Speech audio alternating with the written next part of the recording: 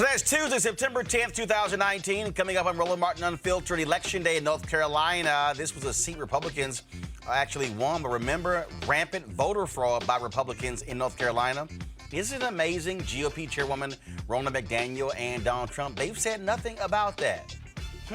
I wonder why. We'll talk with someone on the ground there about that race. Crystal Mason, the woman jailed for voting in Texas, requesting a new trial. We'll give you the details from her attorney. The Congressional Black Caucus held an event today to commemorate the 400th anniversary of the first recorded forced arrival of enslaved African people to the U.S. We'll show you some of those highlights. Also, college athletes in California will soon be able to make money off their names and images. We'll tell you about a new bill that passed this week. And also, the Department of Justice says the FEMA official in charge of power restoration in Puerto Rico took bribes. She was arrested today, along with a couple other people involved as well. Plus, September is Prostate Cancer Awareness Month. We'll tell you what black men need to know about prostate cancer. It is time to bring the funk on Roland Martin Unfiltered. Let's go. He's got it. Whatever the biz, he's on it. Whatever it is, he's got the scoop, the fact, the find. And when it breaks, he's right on time and it's rolling. Best believe he's knowing. Putting it down from sports to news to politics. With entertainment just for kicks, he's rolling. It's on go, y'all. It's Roland Martin, Rolling with Roland now. He's funky, he's fresh, he's real, the best, you know he's Roland Martin now.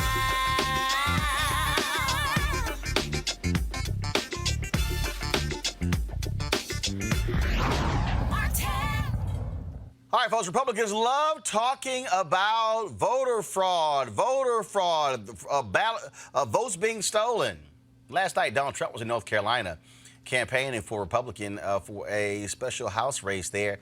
But isn't it interesting that you did not hear Donald Trump talk about how his own party stole votes of people there in North Carolina? That's the reason they're even having this special election, because of the rampant voter fraud from Republicans. Now, some say the House race there shouldn't even be a race there because it's in a district Trump won by double digits in 2016. Now, of course, this is where Dan McCready battled Republican Mark Harris to a near draw, but then absentee ballot fraud on Harris's part was revealed and the election was deemed invalid. Today is a rematch between McCready and Republican State Senator Dan Bishop. Joining us now to talk about this is Cynthia Wallace, chair of the North Carolina Democratic Party in District 9. Cynthia, glad to have you here.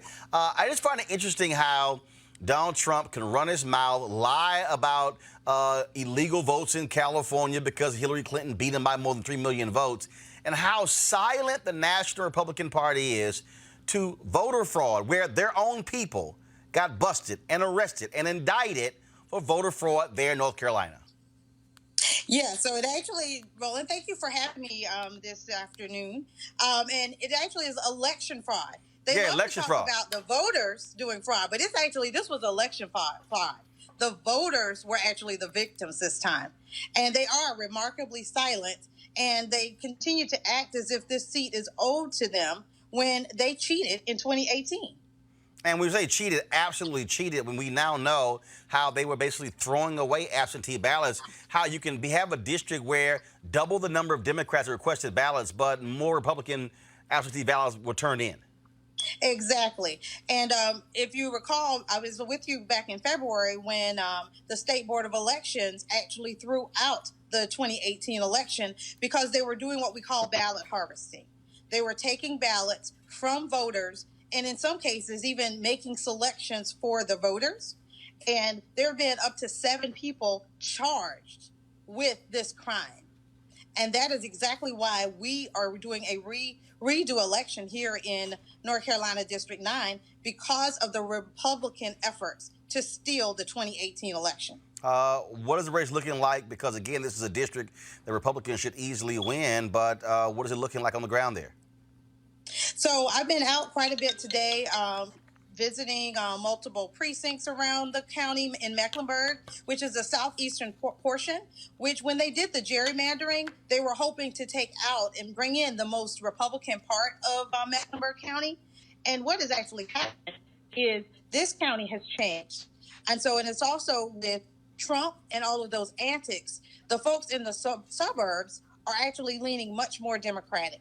And so I was at one of our largest precincts probably about an hour ago, and there were strong numbers for a special election. I saw lots of people giving us thumbs up. I had on my Dan McCready t-shirt, and we're seeing some good things. We do know this is going to be a tight election, though. This is going to be a long night. This is a district that Donald Trump won by 12 points, but even with their mischief last year, Dan McCready was only behind by 905 votes. So tonight, we're looking for a positive night, but we know it's going to be tight. You know, everyone is definitely entrenched into their beliefs, even with all of the, you know, the ballot and absentee ballot fraud that the Republicans did last year. But we're excited. During the early voting, we had a really nice advantage, a little bit more of an advantage the Democrats had going into Election Day than we actually had in 2018. So we're looking forward to positive results, but everyone's going to have to stay tuned because I don't think it's going to be a short night. All right, then. Cynthia Wallace, we appreciate it. Thanks a lot. Okay, thank you. All right, let's go to our panel. Joining us right now is Kelly Bethea. She's a communication strategist. Also, Melik Abdul, Republican, first of all, Vice President, Black Conservative Federation, and Michael Brown, former Vice Chair, DNC Finance Committee. Melik, why won't y'all talk about this election fraud? I mean, Donald Trump goes there. I mean, he's always talking about fraud. Oh, we got to protect our elections. And I keep trying to explain to you, your folks in North Carolina are something special, how evil and fraudulent they are. They literally were trying to steal elections down there. Well, surely you can't be surprised that a president or any politician is not talking about things that paint their party in a negative. Oh, no, but of all people, your guy, the guy you voted for, the guy you said you're going to vote for again, he is always talking about protect our elections, election fraud, voter fraud, but he's real silent. Roland McDaniel, real silent. Of course. Lindsey Graham, silent. Tom Tillis, Barr, silent. Of course. And so again, what? So election or voter fraud only matters if they think it happens from Democrats? Well, we know that's how politics works. No, but I'm asking you. Well, they didn't respond, but I imagine that if Democrats this was something that painted Democrats in a negative light, that they would respond in the same way if it were Democrats in the reverse. Michael, so this is not, hypocrisy in politics, of course. Michael, we're talking about just flat out theft of election. That's what we're talking about here. Didn't 45 set up some kind of commission to study voter fraud, and it was rampant, and it's only rampant on the GOP side. So I understand your point is well taken that politics is hypocrisy all over the place. The problem is it hasn't happened on the left. It's only happened on the right that I know of in court. But to sit here, and Kelly, and look at what they did here, again, harvesting of ballots, literally going to folks' homes, taking their absentee ballots, and tossing them out. No, it's disgusting. But I think the silence is more due to the fact that they honestly don't know what's about to happen with this election, as opposed to just the outright hypocrisy. Obviously, Trump is a winner, and he only talks about winning, and he only wants to highlight his wins. But when something happens where there's a very strong chance that he'll lose, because like Cynthia Wallace was saying, that district is possibly turning into a blue district because of what happened in previous elections. So with Trump not saying anything, that's probably him just kind of hedging his bets a little bit and seeing what the outcome is, as opposed to just outright hypocrisy, which is an everyday trait of his anyway. What we're dealing with, you listen to what she said there, Michael. Republicans have better be real concerned. They're getting just destroyed in suburbs all across the country. I mean, you got Republicans who are freaking out in Texas. Well, and now you got lots of Republicans who are also retiring. They see what's about to come down in 2020. They are not, House Republicans are not trying to be in the minority for a while, and they see what's coming down the pipe. Well, anytime you send a president, I don't care what party or who's in the administration, down for a special election in a seat that's been won by Republicans for the last, 35 years or whatever. A president and a vice president. Right, so that tells you their internal polling shows that even districts that are safe GOP seats are in deep, deep trouble. We saw it in 2018. It's not like this is some outlier. we saw what happened in 2018, and maybe we'll have good news tomorrow. You know what? We talked on this show about this whole issue of, again, Republicans and their efforts to essentially steal elections. And we talked about, last time we were here, Melik, I talked about it was Republican Party. It was the party. It was the party when it came to how they wanted voter suppression. And you were just sort of adamant about, no, that wasn't the case in terms of, in terms of where they are. But we are now getting more information from the hard drives of Thomas Hofeller. He, of course, the Republican who died, who was the one who was their chief guy when it comes to gerrymandering all across this country. And first of all, we only know about his hard drive because his estranged daughter got a hold of the computer and found these files. Now they are being used in these court cases. We saw this ruling in the North Carolina courts, nearly 400 pages, where it broke it down. And now we know from his own records how he was factoring race into how these districts were being drawn. And I kept telling you that this is a party-wide deal. You kept saying, no, no, no. But it's amazing how state party after state party after state party and national Republicans were hiring him to draw their maps. It is clear that it is Republican Party, they're playing by the Republican Party to not only use race to draw these gerrymandered districts, but also it was by design to suppress the vote. It's not even in question now because it wasn't like it was one state. We're talking about state after state after state after state after state. So how can you still deny that it's the Republican Party's goal to have voter suppression? Well, I don't think that. I mean, we're talking about what was on someone's hard drive. No, not someone. The guy who... I'm not familiar with him, so I really can't. You're not familiar with Tom Hofeller? No, I'm not. Okay, are you not familiar with the census case when the question was asked about citizenship? Mm-hmm. He was the one who told the Trump administration to put that on. We know that because of the hard drive. Yeah, are you not familiar with the case dealing with political gerrymandering? Which one? That's the point. You know what I'm saying? But you mean the Maryland one with the Democrats? Or? I'm talking about the one with North Carolina and Wisconsin and Texas and Florida. I mean, I can keep going. This is the guy. This is the guy who got cancer and said, until my last dying breath, we're going to gerrymander as many of these districts as possible. The Republican apparatus put him on the payroll, and right now they're fighting in court to keep his hard drives secret by saying it was work product. Well, I think we just saw it. Wasn't it in the Maryland case, where the Maryland gerrymandering case, where the Democrats actually withdrew the map, and I think the Supreme Court... And the Maryland case, actually, the Supreme Court what? Didn't the Supreme Court in that they kind of tossed it back or to the lower court? No, actually, what the Supreme Court ruled that they could not determine political gerrymandering. Now, in the Maryland case, there was one congressional district. With Republicans, it's the entire state. Okay. Well, hold up. That's one congressional district. No. Let me paint the picture for you, because obviously you think it's the same. There's a difference between a single congressional district gerrymandering and every single congressional district, state Senate district. Republicans gerrymandered the entire state. Your boys in North Carolina even tried to strip the Supreme Court of their power, which is the highest court in the land, in the North Carolina, and give it to a lower court, a court below them. So y'all take it to a whole new level. So again, if state after state after state hired this guy, doesn't that prove that this is the Republican Party's focus nationally? Well, no, it doesn't. Okay, all right. Well, it just doesn't, and I'm not going to agree with you on that. As far as this guy, I mean, if I were more familiar with him, maybe I would be able to have a better conversation on it. Okay, you might want to look. No, I still don't. You might want to look him up. Hofeller. I will do that. You might want to do that because trust me, this is the guy who, again, Republicans nationwide hired him, Kelly, to draw these districts.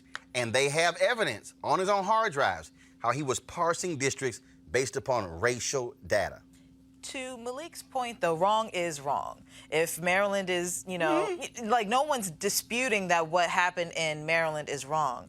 What we are establishing is an MO of the Republican Party to gerrymander entire states. Right, the whole state. The entire state. And the difference between that, Malik, is that the Democrats don't have that MO. Not established. You can't dispute that. It's not established. You can try, the Democrats but you can't have dispute that. There isn't. I don't think there's a lot of evidence of the Democrats doing what Republicans are doing. But I don't think that. Well, I that's think the point of this conversation. I'm sorry. That's what. But I think part of what we were talking about last week, and even a follow-up to this week, whether this is something that's sanctioned. It's sanctioned. Oh no, it's hold up. Here's why people in the Republican Party hired him to do certain things, but it doesn't mean that that's. Why do you think that the Republican Party is an entity on its own without people? People make up the Republican Party. Right. But just because, for instance, we can just throw out something like, to say that, well, you know, there are Democrats who support abortion, and this is something that the Democrats support, like their evidence to support that, well, you know, Democrats actually do support like killing babies or something. I mean, that's not the position of the Democratic Party is not to kill babies, but that's a consequence of what. But Malik, we have a guy who was hired in Massachusetts, Mississippi, Alabama, Virginia, North Carolina, state after state after state. So again, I'm just trying to understand what the hell are you talking about. This is the guy who also was but one who split North Carolina A&T in half to ensure a Democrat wouldn't win. Split a black college in half. North Carolina. So at A&T, you can be on one side of the street and you in one congressional district, and then the other one. That I remember. This is the guy who actually did it. Yeah, well, and it was all by design to dilute black voting power. Well, I knew about the case. I didn't know that's. This is the guy. This is the guy. Yeah, I mean, I didn't know that. You can't fault me for what I didn't know. I'm just saying. But I definitely remember that case, though. Yeah, this is the guy. And also, you keep saying how a Republican hired him. Yeah, but you have Republican organizations who want to keep his files secret. Well, I would imagine so. Again, we're getting back to the whole hypocrisy argument. No one's going to want any information that comes out publicly that paints them in a bad light. I don't think that's. It shouldn't be that much of a surprise that that's something that the Republican people want to hide whatever information he has on his hard drive. That doesn't surprise me. Okay. It just doesn't. Gotcha. Well, to show you the hypocrisy again, folks, when you talk about that, you look at what happened in Texas with Crystal Mason, of course, a sister who previously was in federal prison. She voted in the election, did not realize she could not vote, and again, book thrown at her upwards of 5 years in prison. And so she today, of course, went to court with an appeal in that particular case. And you talk about, again, an absolutely crazy story. And it's not like you have folks who are saying, okay, innocent mistake. It makes no sense to put her in jail for this long. Nah, Texas Republicans have been real quiet about that one. Joining us right now is her attorney, Kim Cole. Kim, how you doing? I'm fine, Roland. How are you? I'm doing great. Crystal, how are you? How you doing? I'm fine. Thanks for asking. All right. So what happened in court today, Kim? So today, the Second Court of Appeals heard our oral arguments for Crystal's appeal, and they will be making a ruling on that sometime within the next few months or so. There isn't a specific time limit or amount of time that they will be returning a ruling. It could take months. Some cases have actually taken years. Right. So we're just awaiting their ruling, but they did hear our oral argument today. So so Crystal, exactly where are you now? Are you out of prison? Are you in a facility? Are you at home? I'm at home. So explain for the folks exactly what's happening with you. I'm at home right now. I'm still on supervised release on the federal level, and I'm fighting the 5 years on the state level right now. So you serve your federal time, they said, for violating your parole conditions, but this 5 years, that's on the state level. Correct, yes. And Kim, do you not have people in Texas who are saying this is ridiculous that you would try to send somebody to prison for 5 years for an innocent mistake such as voting? Certainly, there are plenty of people here in Texas who find this Crystal's conviction absolutely ridiculous. Any Republicans? No. Okay. No. I was joined by the ACLU, and they presented the oral argument today. Of course, the ACLU has been working very hard. They joined us on Crystal's case a couple of months ago, and they've been working very hard to fight this unjust conviction. Yeah, so it is just, again, it's crazy when you look at this particular case, when you look at the fact that they prosecuted this case. It makes no sense whatsoever.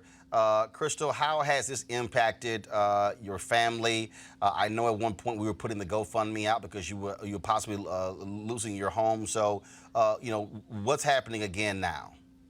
Right now, I'm still trying to put the pieces back together. Also, the GoFundMe account has been keeping us afloat. Mm-hmm. And I'm just when I went back and got back on supervised release, they implemented a form now, and it's a form that lets you know about about your voting rights. It actually lays it out and let us know now that while on supervised release, we're ineligible to vote. Well, if I had that, I signed that form July the 22nd, 2019. But if that form was available August 2016, I wouldn't be going through this right now. Well, it certainly is ridiculous that Texas is spending the amount of money going through this. Just makes no sense whatsoever. So certainly keep us up to date on what's going on, and we'll keep letting our people be aware of this case. Thank you. All right. Thank you, Roland. Appreciate it, Crystal Mason, Kim Cole. Thanks a lot. Melanie, this is stupid. This is stupid that the prosecutor there in Texas and the folks there are pursuing this case here. 5 years. That is an absolute waste of resources. Somebody who already had parole revoked, who went back into federal prison, came out. It's stupid to say, fine, we're still going to try to send you to Texas prison for 5 years. Yeah, I mean, I totally agree with that. Don't know what's going on with Texas. Easy, they probably moved from Mississippi. Don't try to put that on Mississippi. They probably moved from Mississippi. Don't try to put that on Mississippi. This is deep in the heart of Texas. Right there in Fort Worth, a very red county. Yeah. That's your party. Well, it's your state. I know, and I'm calling them out in my state for being foul, Michael. What I can say about what's happening in your state is that this sounds ridiculous, and especially in an era where we're talking about criminal justice reform, sentencing reform, to put people back in jail, to make the taxpayers pay for whether it was an intentional or not, essentially is a clerical-like mistake to send someone to jail for really any significant length of time, a year even, or 6 months even. It just sounds ridiculous, and so I think she's appealing, but I hope that she goes home. This is pure trash, Michael. It's a waste of resources. Yeah, absolutely. I mean, we all know about the First Step Act, and that's great, and it's the first great start. But until you deal with sentencing reform, it doesn't matter what you do with making sure that the First Step Act is implemented. But the First Step Act is on the federal level. Right. This is state. And I'm not even suggesting this should have been even a fine crime. I think this is one of those, you stand in front of the judge and the judge says, hey, don't do this again. Right. Especially when her parole officer testified. Correct. She did not know she couldn't vote. Correct. It's but crazy. There was no intent. Without intent, you can't break a law. Kelly is crazy. But again, we see how the GOP plays this game. Again, this is a Republican district attorney, Republican judge who she went forward in Texas, and let's throw the book at her. What really surprises me is that she wasn't the only one who did this at that time. So when I was reading about this case, out of the 4,500 people who cast provisional ballots, about 3,990 of those 4,500 people, those ballots were rejected. But she's the only one who ended up in court. It just seems like they're making an example out of her for no reason, and this is like the weakest case to make an example out of somebody. It does. They're making an example out of her. Absolutely. Yep, black folks. What do you But do at what that? cost? And that's Well, the problem. I'm pretty sure that some of that 3,000 number, I'm pretty sure that a number of them were black too. But either way, it's still wrong. Like if any of those people were being convicted. Which is why I said that it was wrong. But whether or not, you know, as you said, I think that they wanted to make an example out of her, and that's what they're doing. And I hope that she wins her appeal or whatever and goes home soon. As opposed to those in North Carolina who actually participated in rampant election fraud. Gotcha. All right, folks, going to a break. When we come back, we'll talk about Prostate Cancer Awareness Month. And what's up with Trump and his falling polling numbers? Why is he losing his mind? Dude, suck it up, okay? You suck. People don't like you. Roland Martin Unfiltered, back in a moment. You want to support Roland Martin Unfiltered? Be sure to join our Bring the Funk fan club. Every dollar that you give to us supports our daily digital show. There's only one daily digital show out here that keeps it black and keep it real as Roland Martin Unfiltered. Support the Roland Martin Unfiltered daily digital show by going to RolandMartinUnfiltered.com. Our goal is to get 20,000 of our fans contributing $50 each for the whole year. You can make this possible. RolandMartinUnfiltered.com.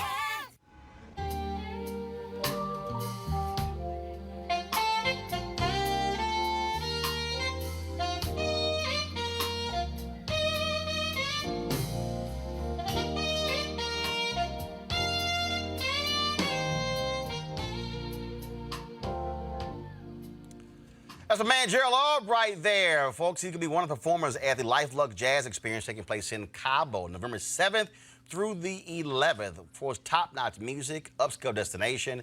Got a week-long of events planned at the Omnia Day Club, Los Cabos, Dessel in the Sea of Cortez, and the celebrity playground of Los Cabos, Mexico. The Luxe Jazz experience offers the ultimate getaway for jazz aficionados. Folks, it's going to be food, alcohol, fine, like I say, golf, spa, health, wellness, all that good stuff. I'll be broadcasting Roland Martin Unfiltered from there that Thursday and Friday. The second annual Luxe Jazz experience also will include many concerts, the Spirit of Jazz Gospel Brunch, and Jazz Sunset Cruise. The confirmed guests, comedian actor Mark Curry, as I said, Gerald Albright, Alex Bouillon, Raul Madan, Incognito, Pieces of a Dream, Kirk Whalum, Average White Band, Donna McClurkin, Shalea, Roy Ayers, Tom Brown, Ronnie Laws, and Ernest Quarles. For more information, visit LifeLuxeJazz.com, LifeLuxeJazz.com. Again, like I said, November 7th through 11th. You want to book your package now, of course. That way you can lock in the cheapest airline flights. We're going to have a great time down there. So while folks are cold in Northeast as well as the Midwest, we'll be chilling in the sun in Cabo. So LifeLuxeJazz.com. All right, folks, let's talk about this issue, this being Prostate Cancer Awareness Month, a crucial issue, obviously, for men, but especially African-American men who have a much higher rate of prostate cancer than anyone else. 1 in 6 African-American men will develop prostate cancer in his lifetime. Overall, African-American men are 1.7 times more likely to be diagnosed and 2.3 times more likely to die from prostate cancer than white men. Joining us right now to talk about these risk factors, Dr. Adam Medwali, Chief of the Division of Urology at Howard University Hospital. Doc, how you doing? I'm doing very well, thank you. All right, Thanks so let's talk about this. So first of all, I remember it was a few years ago when there was this whole deal about the test, whether they should take it, should not. I had black male doctors said, the hell with that panel, get that test done. I think that was the right choice, honestly. The United States Preventive Task Force gave PSA screening a D rating initially back in 2012. And what happened was it created a lot of confusion. Not that there wasn't a lot of confusion on how to appropriately interpret a PSA test anyway. But what ended up happening as a result of that is that PSA screening has actually gone down quite a bit in this country. And what we're beginning to see is actually an increased incidence of men presenting with more advanced disease now than we've seen in the past. And one of the problems that has arisen as a result of this is that for folks who were at higher risk, and African Americans are, men with a family history, and as it turns out, African American men tend to more likely have a first-degree relative, father, uncle, cousin, with prostate cancer, which puts you at a higher risk category, almost 3 times higher risk of having it compared to the general population. Folks like that were not getting screened, and so some of these cancers are getting away from us at this point, and that's an unfortunate byproduct of this. I liken it to throwing the baby out with the bathwater. PSA testing is not a perfect thing by any means, but by stopping it altogether, it's a bit like an ostrich sticking their head in the sand. I've always felt like having more information is better. Just because you get diagnosed with prostate cancer doesn't necessarily mean it needs to be treated. And while the United States Preventive Task Force did note that there was an rate of over-biopsy and over-treatment, what they didn't acknowledge is that urologists had actually figured this out some years ago, and more men were being put on active surveillance for low-risk disease. And so we were already making changes when this recommendation came out. That's since changed to a C rating. And part of the reason is that while PSA stands for prostate-specific antigen, it's not actually specific to prostate cancer at all, and it can be elevated for a number of reasons. And it requires a little bit of nuance to tease out exactly what's going on. But rather than stop screening entirely, we need to just be smarter about how we're using it. So, when should men, specifically black men, get tested? And is it annual? Is it every 2 years? What is it? Well, that's a great question, and it depends. I wish there was an easy answer. So, so my family. So my uncle got it when he was 77. There are no other men in my family who've had prostate cancer. As far as you know. Well, in terms of, no, we talk. But in terms of, when I think about uncles, when I think about great uncles, grandfathers on both sides, that was my great uncle. That was the only one. And he got it when he was 76. So the reason why I was saying that isn't that you don't communicate with your family, but actually prostate cancer is a disease of age. If you live long enough, you're going to get it. So if you took 100 men who all die on their 80th birthday and you look at their prostates, what percentage of them do you think would actually have prostate cancer? 80%. So if you live long enough, you're going to get it. But of those 100 men, how many do you think are actually going to die of prostate cancer? 1 or 2%. So it's a cancer you have, but you don't necessarily die from. Got it. Just because you don't die from prostate cancer doesn't mean it's not going to cause you problems. If you develop bone mets or bladder outlet obstruction, it can really ruin your quality of life. So there's, again, a little bit of nuance to this. So for African-American men, we typically recommend at least an initial screening sometime, in their 4th decade. So 40, 45, somewhere around there. Right. If you have a family history, you really need to kind of do that. For Caucasian men and other ethnicities, 50 is kind of when we start looking at it. Is it annual or? Well, that, again, it depends. Got it. And it really depends on what your number is. Okay. And there's I think the NFL has a campaign called Know Your Number. Right. And it's really important for men to take ownership of their health. So just like with blood pressure, know your number. You got to know your number, know and your blood sugar and everything else, and what your weight is. Don't avoid the scale just because you're afraid of what it's going to tell you. And so if you're the lower, there is no safe PSA number. You can have prostate cancer with a very, very low PSA, but it's far less likely. So if your number is less than 1, you're probably in pretty good shape, and you probably don't need to be screened every year. Now, again, nuance. If you have a family history, you might want to get screened every year anyway. So if it's lower than 1, so what, every 2 years? Yeah, so when they did the screening studies in Europe, and obviously people of African descent were underrepresented in those studies, they were not doing a screening on an annual basis. The American studies that look at screening were done more annually. And so every 2 to 3 years is probably a reasonable interval, but it kind of, again, depends. If let's say you're 50, but you're 100 pounds overweight, you got a med list as long as my arm, and you're dragging your, oxygen tank behind you, you probably you don't need to be prostate screened at all. Something else is going to get you. So again, there has to be a little bit of taking the bigger picture into account when you make these decisions. This is why the AUA really lobbied for what we call shared decision making. You need to talk to the patient. You need to explain to them what their risk is. And then they kind of have to decide for themselves, because this can be a rabbit hole you really go down if you have a high PSA and you need a biopsy. The biopsy is not the most pleasant thing you're ever going to undergo. And it has some side effects, blood in the urine, blood in, this and that. Some erectile dysfunction can potentially be a cause, or a result, I should say. So you have to really be making an intelligent decision, and that requires a lot of information, a lot of conversation. And unfortunately, our medical system doesn't really, it isn't conducive to having these more nuanced conversations about these things. All right. Well, Doc, we certainly appreciate it. Thanks a lot for the information. And if somebody needs more information, where should they go? Well, the American Cancer Society, the Prostate Cancer Foundation, they all have a lot of information about this where you can really learn. And there is information that's geared specifically toward African Americans. And I think the recommendations are really quite good. All right. Appreciate it. Head of Urology, Howard University Hospital. We appreciate it. Thanks a lot. Thank you. Thanks for having me. It's All right, pleasure. folks. An event today held at the Capitol by the Congressional Black Caucus focused on the 400th anniversary of the first 20-odd Africans arriving in the United States. Here's some of the highlights. Today's commemoration is a recognition and an acknowledgement of the beginning of the 256-year history of enslavement in our country. The period that began before our nation was officially the United States of America and ended with the Civil War. A period in our history that was about the entire nation, not just about one region of the nation. So we are so fortunate to live in this amazing country with our incredible history. We celebrate certain parts of our history and the ideals that are the foundation of our country. But we have been reluctant to examine and embrace all of our history. We can't just embrace the parts of our history that make us feel good. We need to embrace the parts that are difficult as well. The difficult parts don't disappear, even if we pretend they didn't happen, or if we just have a hard time believing that it couldn't have been that bad.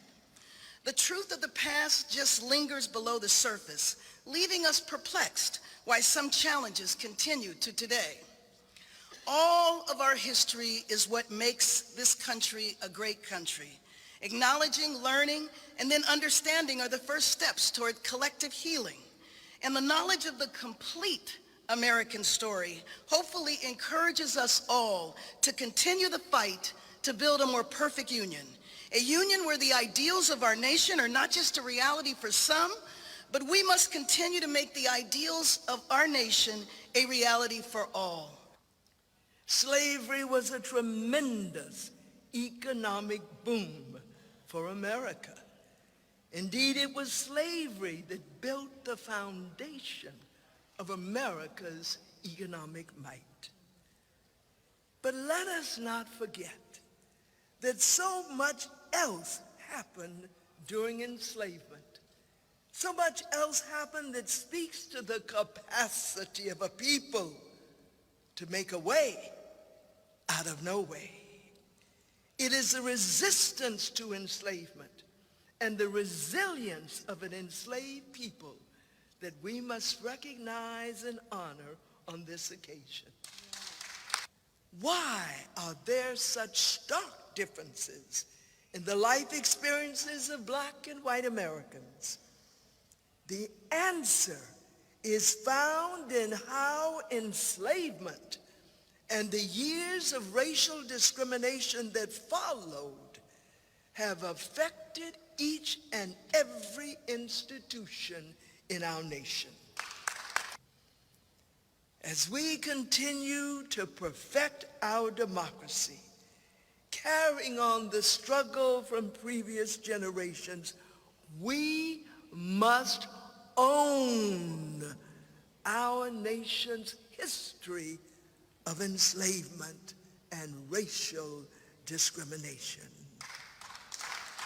Owning our history allows us to break free from its shadow, empowering every American of goodwill to have the courage to challenge everyday expressions of bigotry and hatred, and to be a nonviolent activist against systemic inequality.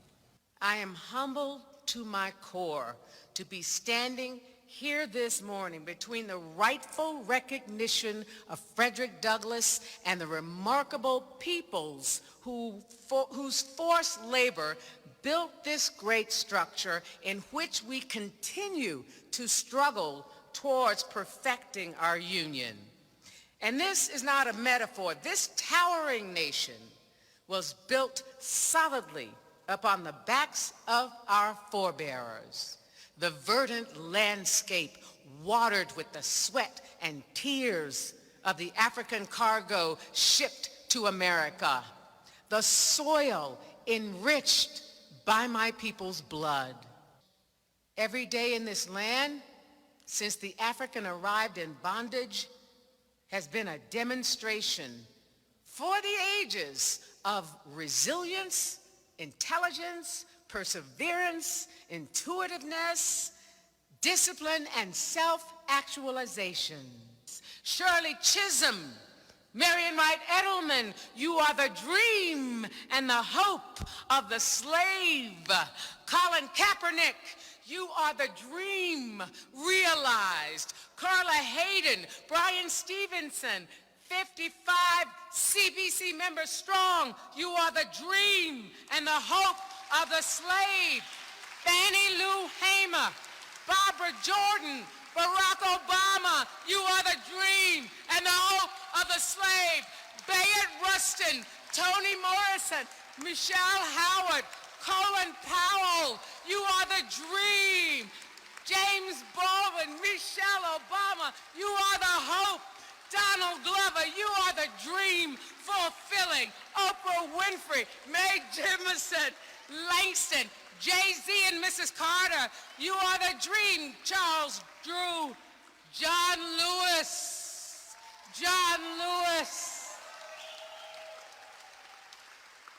and every Sadie, Beulah, Caledonia through the years, and every Kanisha, Jamal, and the tray to come. You are the dream and the hope of the slave. All right, here we go, y'all, folks. We come back. We're going to talk about California now allowing college athletes to get paid off of their own likeness.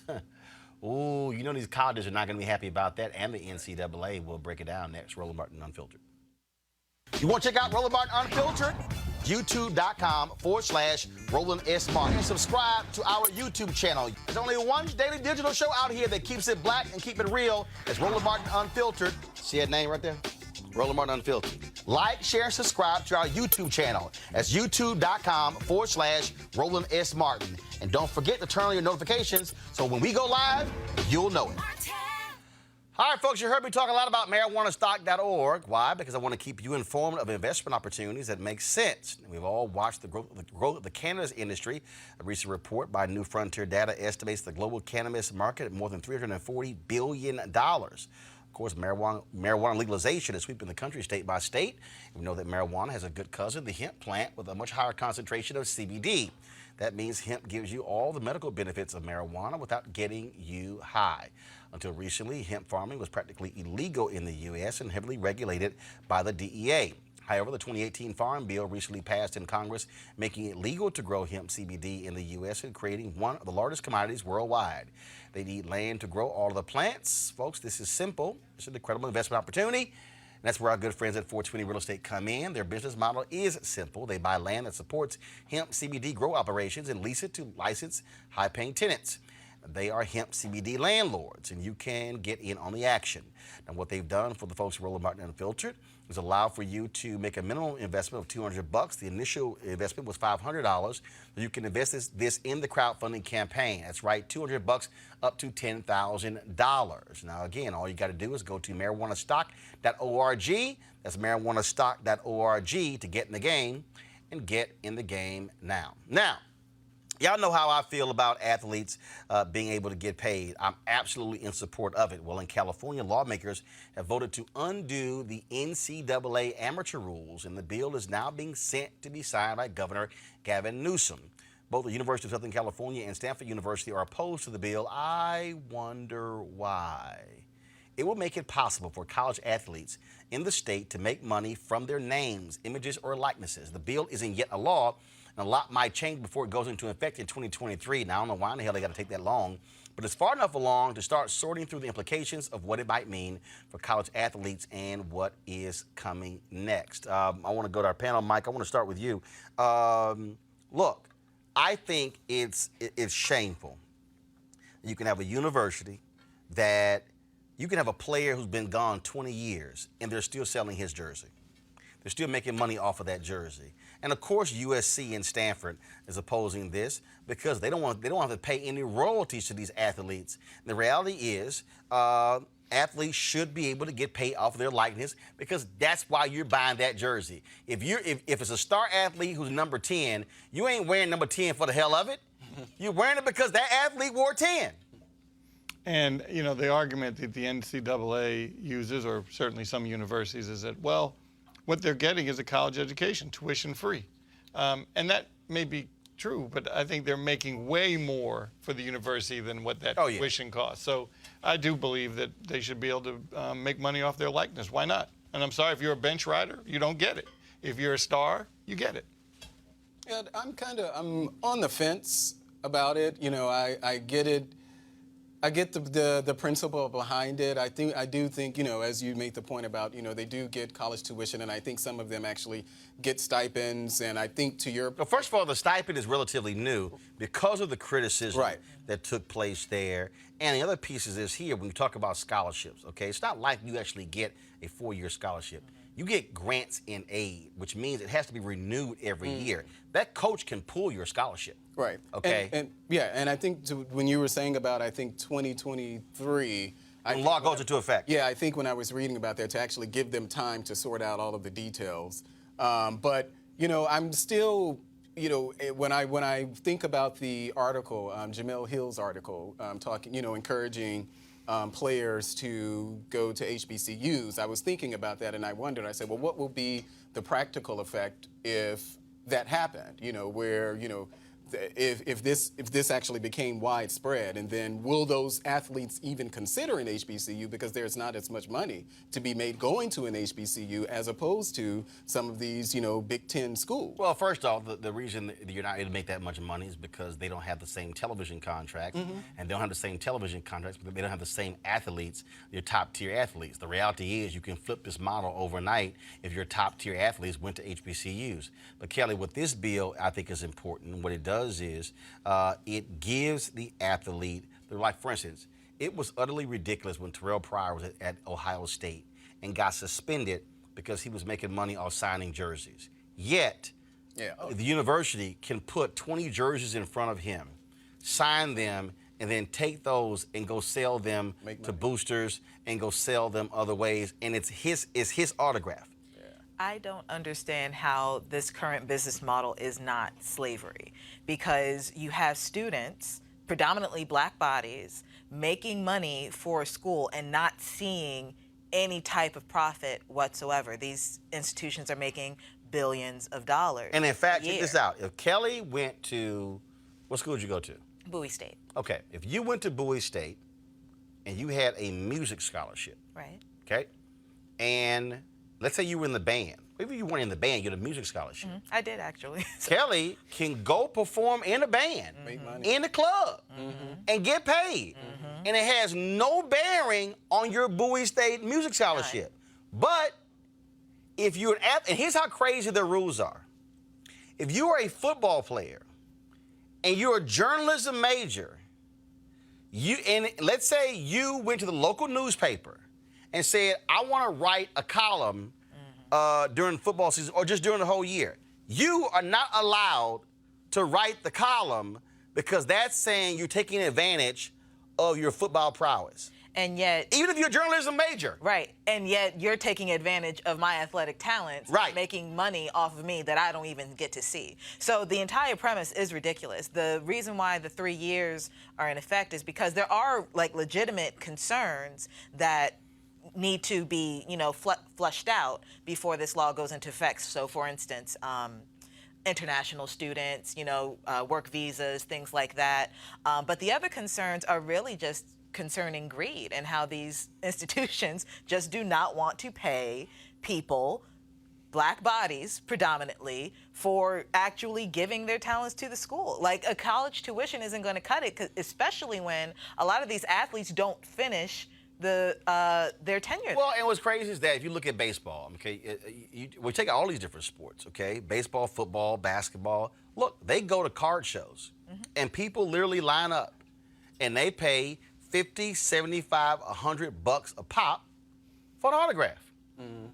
if I'm a college student and I'm broke as hell and I'm playing ball, and you tell me now I can sit here and say, all right, $10 an autograph, and there's 100 people line up, I get that $1,000, baby, I'm good. Especially when you have students who actually need that money, because even with the tuition scholarship and even with the stipends, they're still broke. Well, the reason they even got the stipend, it was because there were some basketball players who talked about Monday through Friday, when the cafeteria closes, they were starving on weekends. Yep. Or when they came back late from games, not having any money to eat. And so it embarrassed the NCAA. But then they all of a sudden passed this emergency rule allowing for additional food stipends for the players. Yeah, well, I think, there are a lot of white guys who can play a lot of good ball. So I don't think this is something that's really isolated to. No, I said predominantly. No, I just asked. She said predominantly. I said predominantly black bodies, because that's what it is. Basketball, football. Okay, no, hold up. Okay, there are only two revenue-generating sports. There's only two revenue-generating sports, okay? It's basketball and football. She said predominantly black. More than 65% of the players, okay, are going to be black. In football, about 90% in basketball. I don't think that we need to make this a racial issue. No, she said predominantly black. She didn't say that. But even if you're talking Mellick, define predominantly. Mellick, where you from? Well, I'm from Mississippi. How many black players in Ole Miss? And what Kelly mentioned. How many black? You know what? Matter of fact, let me pull this up right now. And while you're doing that, I'll finish my point. And what Kelly mentioned when she actually invoked slavery, the enslavement of black bodies and things like that, I just typically reject all comparisons. Well, no. I don't think. Okay, hold up. First of all, I don't think anything is like slavery. Okay, first of all, you need to also keep up with the Constitution. Slavery still exists. Right. Slavery currently exists based upon the United States Constitution. Prisoners, that's slavery. The Constitution. Hold up. No. So when she says it's slavery, we need to stop acting as if the only form of slavery is what took place when you had black folks who were in chains and free. The reality is slavery still exists in 2019. In fact, it's even more so where you have major corporations who are paying inmates, in some cases, 15 and 20 cents to make products for those companies. Less than. Okay, well, when the enslaved people didn't get that stipend. So they didn't get anything. No, but the point is, if we really want to be technical, slavery exists right now, what's happening in the prison system. And the bottom line here, Michael, is real simple. What we are looking at right now is we're looking at athletes who are putting it on the line, and it's stupid that I am the star player and I can't make money off my own autograph. My autograph. Yet, I could sign, when Johnny Manziel won the Heisman at Texas A&M, Johnny Manziel signed 4 or 5 helmets that were auctioned for 50 to 70 grand a piece. I remember that. Come on. Yeah. I mean, I think we asked, and obviously we're not in that time now, we asked the slave master, do you think you're giving stipends to your slaves? He'd say, absolutely. They have a shack. They get scraps of food. What do you mean they don't get a stipend? I'm taking care of them. They're living pretty large, if you ask me. That's what the slave master would say. So, so I have to correct that for the record. But I do believe that, this is a stupid argument. Of course, athletes should get paid for using their likeness. Henry, do y'all have my computer up? Oh, he's found Ole Miss. Y'all don't? Oh, goodness. Okay. He's going to turn it around. Check that. Check that. He's going to use his prop. Check that. Y'all see it now? Here comes the prop. Here comes Ole Miss, the you roster. See it now? I know. Okay. All right, y'all. This is the roster folks. at Ole Miss. If y'all, what you do? You just turn something off. Okay. Put it back. And while we're getting that together, and Roland is going to show us I'm going to show you. Roster Come on, to let's prove get the HDMI Kelly's point together. that it's predominantly black. So. All right, do you see it now? All right, let's go ahead and see if we can get this HDMI cable straight. Okay, now we see it? Okay. All right, we're good to go, folks. All right, guys, here we go. All right, scroll it. I'm going to go ahead and increase it. Y'all can see over here. You can see right there. Brother. Might be guy. brother. Might be brother. Brother.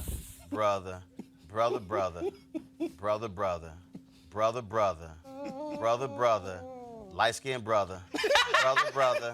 brother, white guy who's a quarterback, brother, white guy quarterback, white guy, brother, white guy, brother, white guy, brother, white guy, brother, white guy, brother, white guy, brother,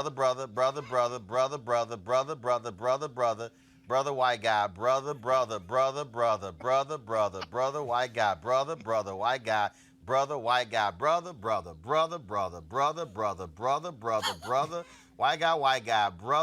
brother, white guy, brother, white guy, 4 in a row, wow, brother, white guy, brother, white guy, brother, white guy, brother, white guy, brother, white guy, white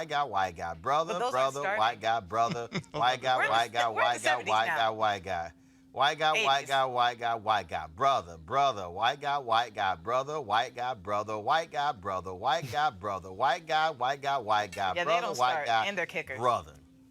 Let me go back to the top. It's for Melick.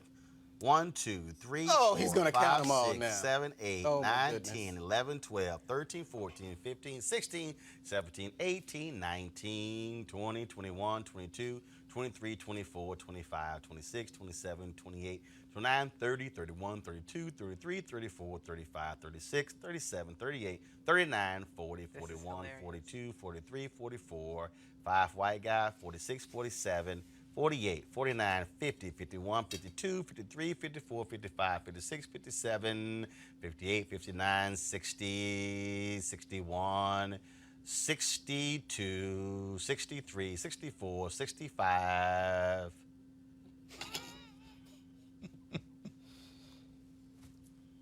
Okay. That's Ole Miss. So, yes. Would you like for me to pull up Mississippi Please State? don't. No, we're Roland, good. I don't need you to pull up Mississippi We're good. State again. So of the 80 or so players on the Ole Miss football the team, majority of them are 65 The majority of them are black. The overwhelming majority of them are black. What did Kelly say? But again, what did Kelly say? Kelly, what'd you say? Predominantly. You say predominantly? He said predominantly. So you push back? Oh no, we could bring race in there. I'm pushing back on the comparison to this as slavery. Well, I don't think your that they viewpoint are. of slavery, Melick, is not the one that I'm talking about. I'm just talking about the strict premise of working without pay. Right. And that's what these athletes are And so for getting.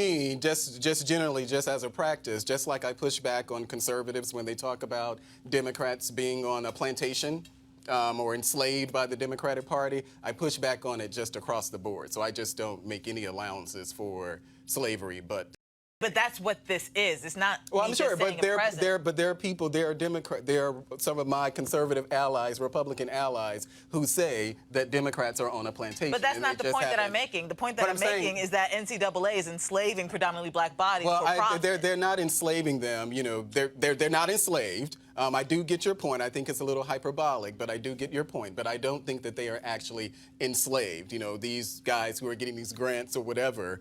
Slaves got grants. They just couldn't pay them back. What grants did slaves get? There was plantations where slaves would get paid, but because they couldn't pay off the debt, they had to continue. Sharecropping? No, not sharecropping. They would get paid like prisoners in Louisiana now, like 3 cents on the dollar. Oh, well. And they could never literally pay for their freedom. Well, I know that that's how it was with sharecropping. That's what's happening right now. Across the Instead of 3 board, cents, I it's reject, tuition I or a book reject all stipend. comparisons Bottom to line is here. plantations and First of all, you can slavery reject it all you want to. Well, of course I You can. reject all you want Malik to. is Bottom line is rejecting this them. is real simple, and that is athletes are putting a lot on the line, and I think it is stupid. And I don't disagree with that. It is asinine that a player cannot make money off their Off of jersey, themselves. off their face, off their own autograph. But the school can. And the schools, Yeah. right now the school can. Right. And so I'm down with this, and I hope other states also pass these same bills so athletes can get paid. Speaking of getting paid, a couple of black folks working under Donald Trump, arrested today on bribery charges. A former top official in the Federal Emergency Management Agency was arrested today for allegedly taking bribes from the head of a company that received $1.8 billion in federal contracts to repair Puerto Rico's power grid after Hurricane Maria devastated the island in 2017. Asha Tribble, y'all got her photo? Really, y'all didn't get the photo? Asha Tribble, let me go ahead and pull it up here so y'all can see. First of all, y'all saw that name. Y'all knew. Yes, we know. Y'all knew. Let me go ahead and pull it up. Asha Tribble, that's right. Here we go, right? Matter of fact, let me go to images right here. This is a New York Post story right here. Booyah, there we go. Y'all can pull it up. She, a deputy regional administrator, and another former female official, Javonda Patterson, and Donald Keith Ellison. I ain't found his photo. The former president of Cobra Acquisitions were charged in a 15-count indictment. Damn, y'all got a lot. You know what's been a lot of indictments under your boy Trump, Melik. Well, yes, yes, this happened under Trump, but let's not act as if she was not a senior official. No, but I'm saying is, but it's a lot.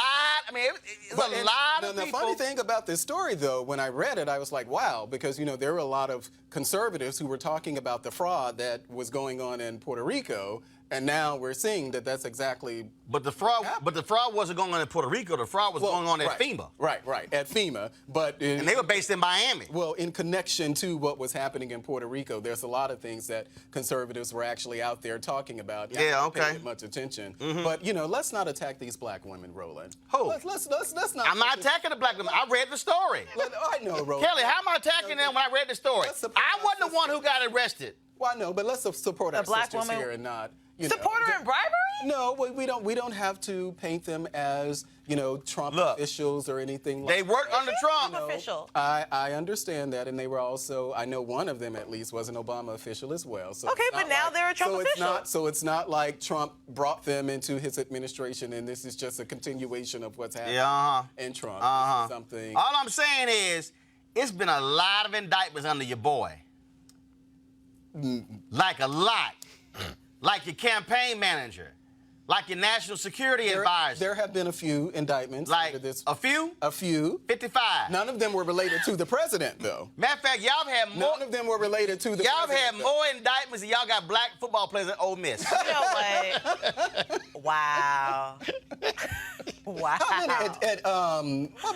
many Aggies? I mean, on the Aggies. I'm sure it's probably the same thing, too. Yeah, we got black ball players as well. I'm not the one who's denying it. You the one like, oh my God. I didn't say that, Roland. Yeah, you talking about predominant, whatever. Hold up. Let me go ahead and deal with this here. Let me deal with this here. So, Mike, what do you make of Bolton resigning, Trump saying he quit? Now I'm reading one story where Trump asked Bolton to go on the Sunday show to defend his policies. Bolton was like, hell no. Complete dysfunction. And there were some reports late that came out that he was about to quit first. Trump found out about it and said, "Oh, whoa, I better ask." Well, he gave him. His was crazy. According to John Roberts at Fox News, Kelly, he gave him his Bolton gave the resignation around 11:30. Trump tweets almost a half hour later, "Oh, I fired him." No, you can't. And this ain't the first time he's done that. Right, he did with Mattis. Like, oh no, I fired him. No, you didn't, you lying ass. But it's just like, it's so petty, the lies, and it's like, if you lie about something this small. He petty in chief. Well, I mean, it's true, but it's just like, if you lie about something so small and so insignificant, like the big things that are literally happening, like, what exactly is the truth? He spent a whole week lying about Alabama and a hurricane. And the fake map and the Sharpie. A whole map and a Sharpie, which is technically a federal crime. So Melik, So you gonna keep voting for this liar? I do plan on voting for him. So you don't mind his lying? Well, Now I'm asking. Yes, I do. So you excuse his lying? I have a problem with some of his misstatements. Hold up, misstatements are lies. I absolutely have some. So you have no problem voting for an absolute, undeniable liar? I'm not voting for him because he's my moral leader. I'm voting for. No, hold on. First of all, a liar. That's not making a moral judgment. First of all, hold on. I didn't bring up church. I didn't bring up religion. I didn't bring in any of that. You could be an atheist and lie. So to your question of whether or not this is going to affect my vote for him, no. So you don't mind focus on policy. You don't mind the constant lying. Whether I mind it is not a determinant. So you don't mind it. Whether I'm a liar is not. I mean, whether he's a liar is not a determinant on whether or not I'm going to vote for him. Because I don't base my vote on how much on whether. So your point is I don't mind a crook as long as the crook. It has policies that I like. I support the policies, and what I'm saying is, if a crook is in charge, he's not a crook. What? Well, he's not a crook. So. First of all, let's find out about this Air Force plane stopping and staying at his doggone resort. But he's not a crook. Yeah, okay. To your point, but he a liar about John Bolton. Is he a liar? I'm pretty sure that John Bolton did. Is he a liar? As John Bolton said, that John Bolton offered his resignation. Trump told him to wait. and then the next day, Trump. So I'm saying, so you don't mind. Really good spin. So you don't mind his line. That's a great that is what he said. That's what great John spin. Bolton did say that. John Bolton said that he offered up his resignation. Trump said, hold off on it, and then Trump comes out and say, oh, I fired him. I'm pretty sure I'm pretty sure how John Bolton said it is how it happened. You don't mind him lying?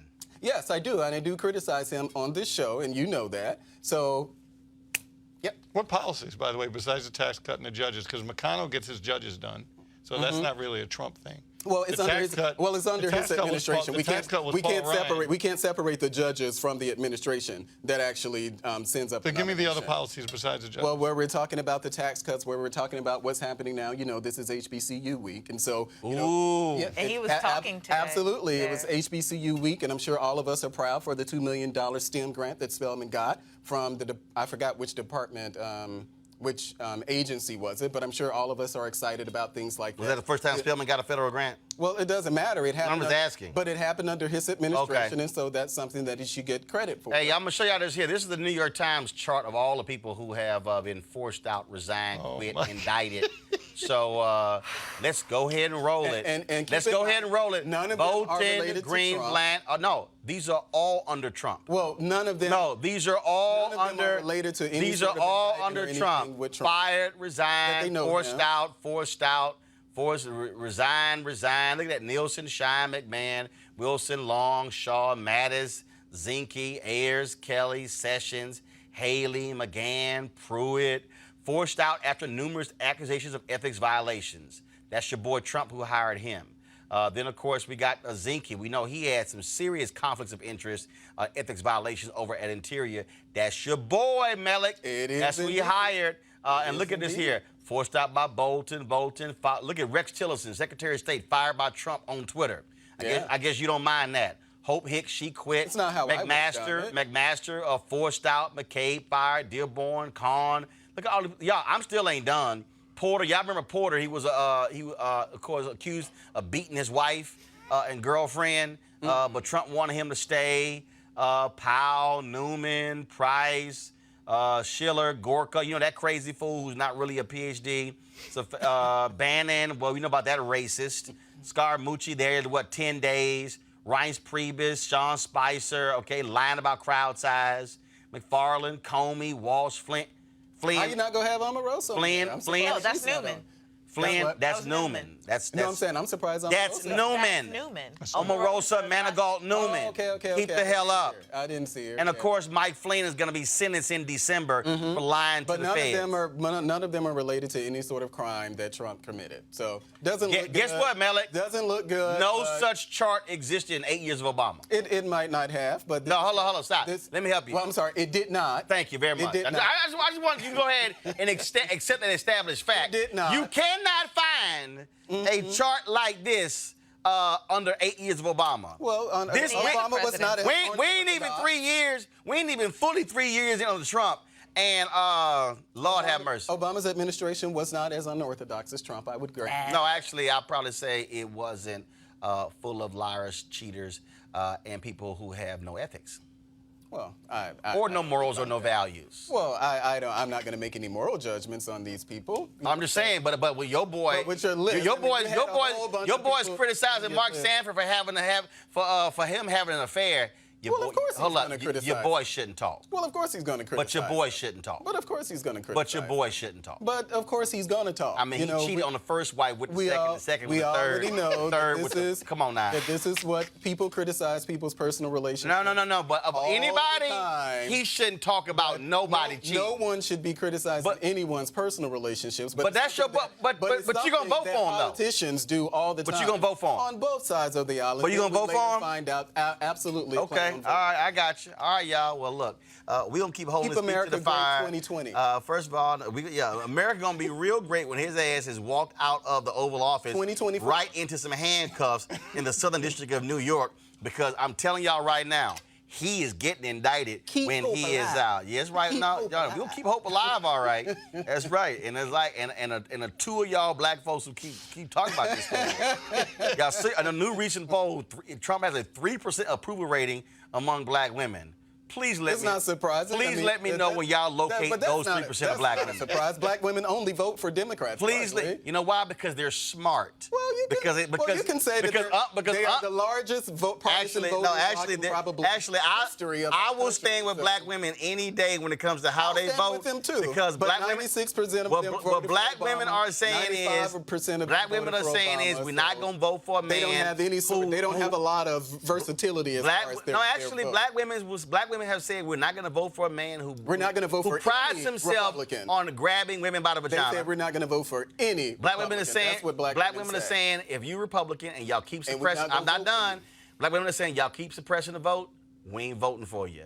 If y'all keep sitting here trying to sit here and take the Affordable Care Act, we ain't voting for you. All I'm saying, Republicans, y'all got issues with black women, and guess what? Power to the sisters. Y'all want to support Roland Martin Unfiltered? Go to RolandMartinUnfiltered.com. Join our Bring the Funk fan club where we keep it real. Your dollars certainly go to support what we do. Tomorrow I'm going to be broadcasting from Houston, site of the Democratic debate on Thursday. Also, we got a school choice rally taking place there, so I'll be speaking there. We'll be live streaming that event as well, again, on TSU's campus on Thursday for the Democratic debate.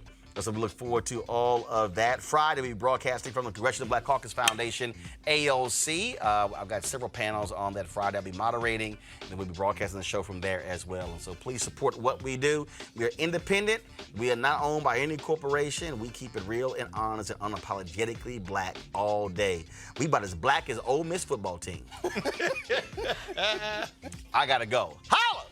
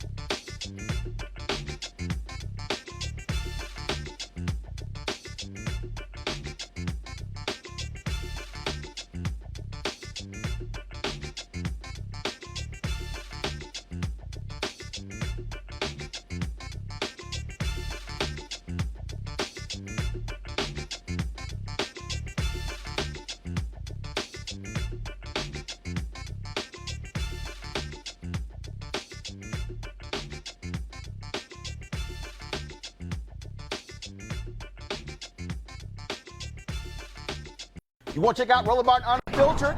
YouTube.com/Roland S. Martin. And subscribe to our YouTube channel. There's only one daily digital show out here that keeps it black and keep it real. It's Roland Martin Unfiltered. See that name right there?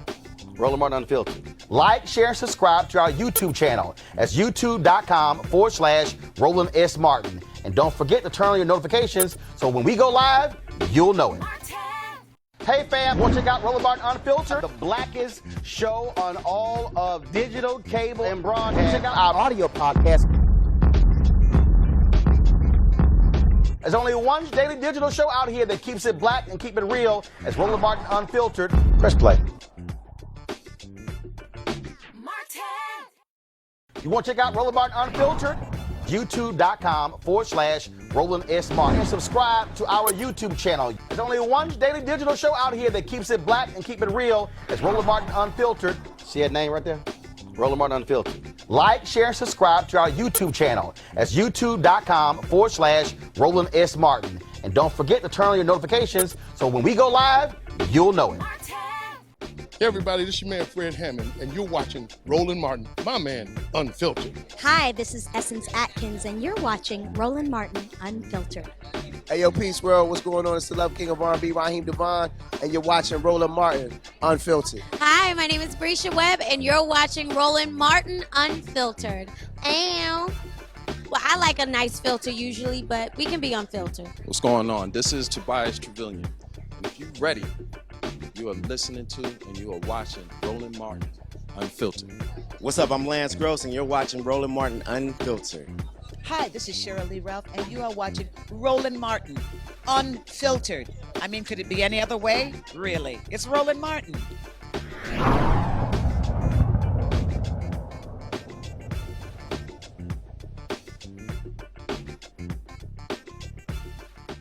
want to support Roland Martin Unfiltered?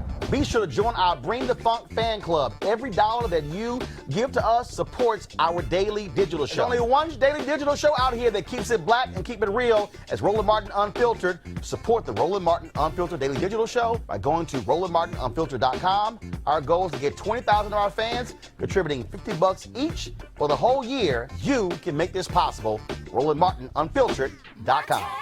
Hey fam, want to check out Roland Martin Unfiltered, the blackest show on all of digital, cable, and broadcast. Check out our audio podcast. There's only one daily digital show out here that keeps it black and keep it real as Roland Martin Unfiltered. Press play.